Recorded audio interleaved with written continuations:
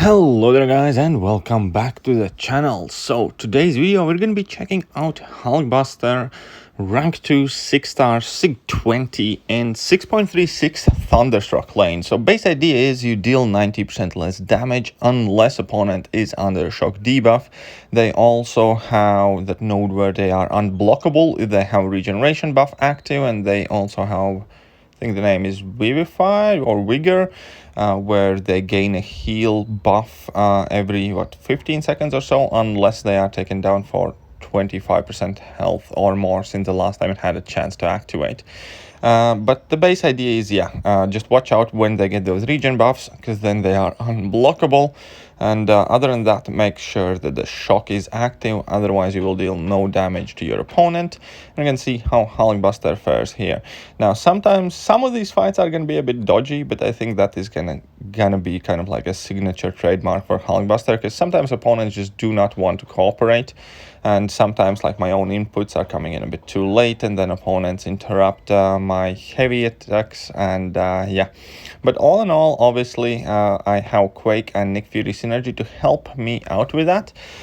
Primarily, obviously, if I make a mistake and they're going to try and punch me in the middle of my heavy attack, then I have those away charges to fall back on. I'm also running Gladiator Hulk just to help out Hulkbuster a little bit with that suicide damage. But I have to admit, Hulkbuster in itself, without any extra help, is actually quite suicide-friendly champion, largely due to the fact that he has poison and bleed resistance based on his armor buff. So each armor buff gives him 25% reduced poison and bleed damage. So when you have these two armor ups active, you are actually healing up a relatively significant amount, basically all the time for entire fight. So there is like a little mini built-in Deadpool / Angela in Hulkbuster, which I absolutely love, which means that Hulkbuster is a champion that can be run with or without suicides just as effectively in vast majority of the scenarios, and that is absolutely amazing. That is pretty much exactly what I'm looking for in champion, and it also served a large role of why I chose to rank up Hulkbuster. Now, this Venom the Duck is actually quite tricky opponent because he has super quick light attack, and if he so chooses to throw a light attack in between your heavy attacks, he is quick enough to interrupt you, and it's like very dangerous to chain heavy attacks, especially if you are nearby this guy. So when you are like a small distance away from him, it's always relatively safe, where if he has to kind of like dash in at you, that will be guaranteed a medium hit. But if he can connect with you without having a need to dash in, and he can throw a light attack, then he can be quick enough to kind of like intercept those heavy attacks. So it's a very, very tricky fight there. But change up the gameplay a bit, and Hulkbuster has absolutely no problem dealing with that guy. We're still relatively healthy, 72% health, going up against Cable. Now, Cable obviously is a mutant champion, so Hulkbuster has a class advantage in this fight, which is like super helpful. More damage, the better, right? But at the same point, he can gain those regen buffs whenever he feels a bar of power, and that is something to watch out for, especially when he has these two power gain buffs. And you just kind of need to be careful, need to time everything right. And if he has regen, obviously, ideally push him to level 2, or kind of like drop your own level 1 to keep him stunned for a while. Sometimes, as I mentioned, opponents clearly do not do exactly what you want them to do.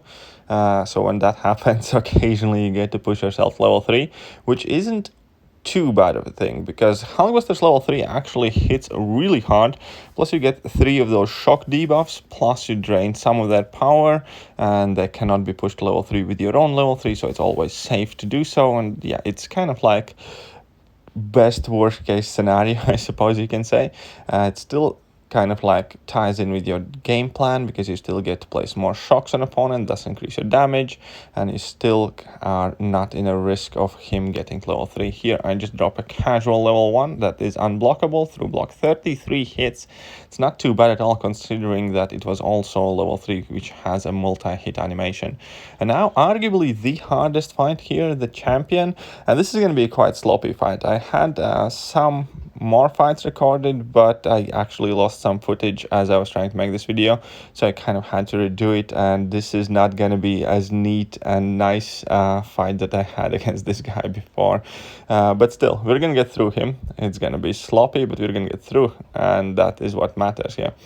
And keep in mind that obviously he is going to go unstoppable, which is super annoying, and also whenever he gets that regen buff, then he's unblockable, and there's like all sorts of tricky mechanics involved in this fight.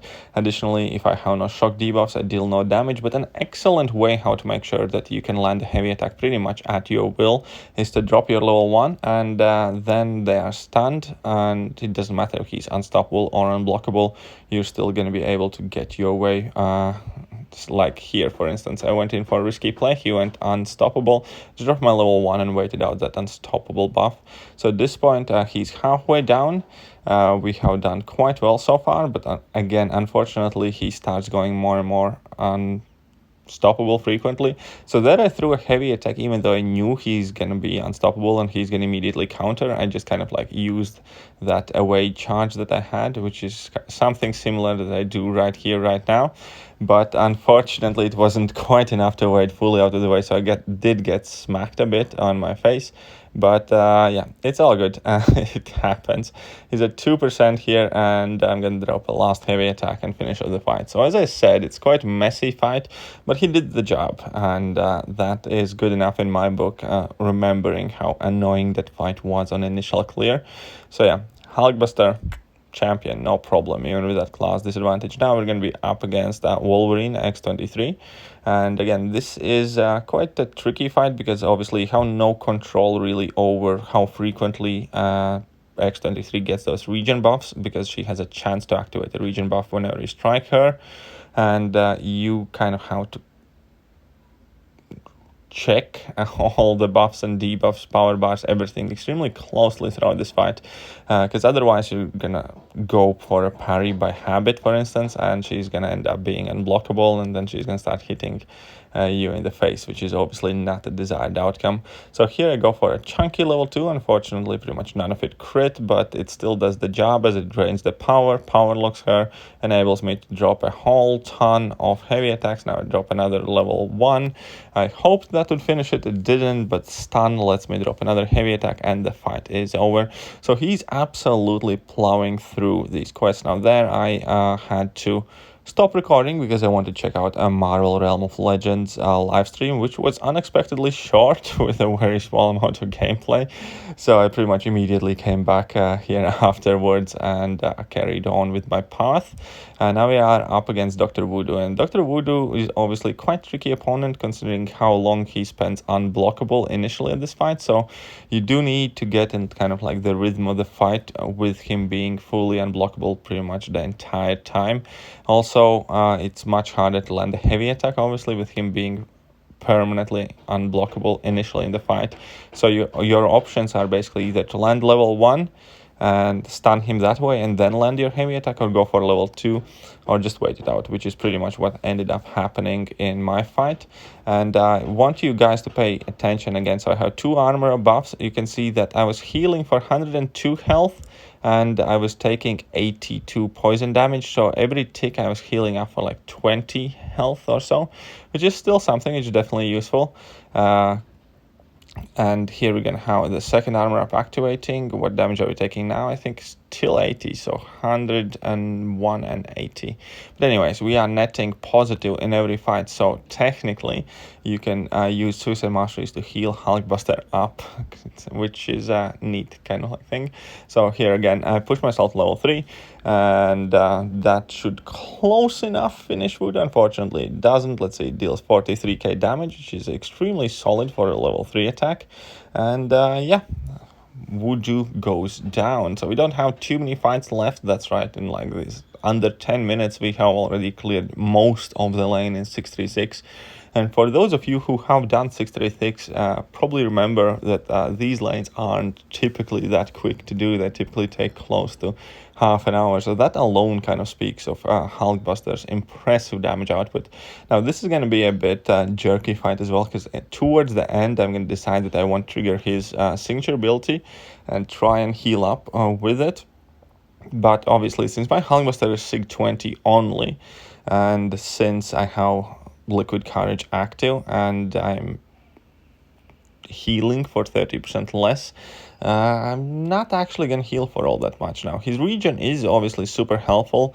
It's not necessary for Hulkbuster to be a really good or great champion. However, you do have to keep in mind that signature level is extremely important, and it's proportional to the amount of health that you heal up. Here I went for the level 1 on purpose, and now I'm waiting it out because I want to see how much health I'm going to gain back here. So I'm not trying to finish off that Iron Man. I'm kind of like dancing about. He's going to trigger his own regen. And here you can see that I got back to like 30%. So yeah, that heal at level 20 is relatively inconsequential. I guess the biggest thing that comes if you are under 15%, and that is not in his signature ability, is that extra armor buff. But other than that, yeah, I don't know. You need a high signature level for that Hulkbuster heal to be kind of like very, I don't know, dominant in game, something that you play around specifically on purpose, because otherwise, yeah, it's not that worth it, I guess. Anyway, so now we're going to be up against Phoenix, obviously class disadvantage again here. Still need to keep an eye on for Vigor Node whenever those regen buffs kick in. And other than that, super straightforward fight. And it's also going to be with a few mistakes from my side, but that is exactly why I have that Quake synergy with me here, because I fully expected to make some mistakes. And even though like towards kind of like conclusion part of the video, I must admit that it is annoying when either it is due to weird AI behavior and them somehow managing to slip out of your heavy attack even though they don't have dexterity mastery, and they simply kind of like seemingly retreat where there is no place where to retreat, like pretty much like we saw just now. And additionally, some opponents being able to punish you when you try to go for heavy attack after level 2. So those are annoying bits, but overall Hulkbuster performing kind of like steadily enough to clear an entire lane single-handedly in 6.3, make him a worthwhile rank up in my book. Now, I do not have any false hopes. I do not expect to use him like all day, every day in every quest.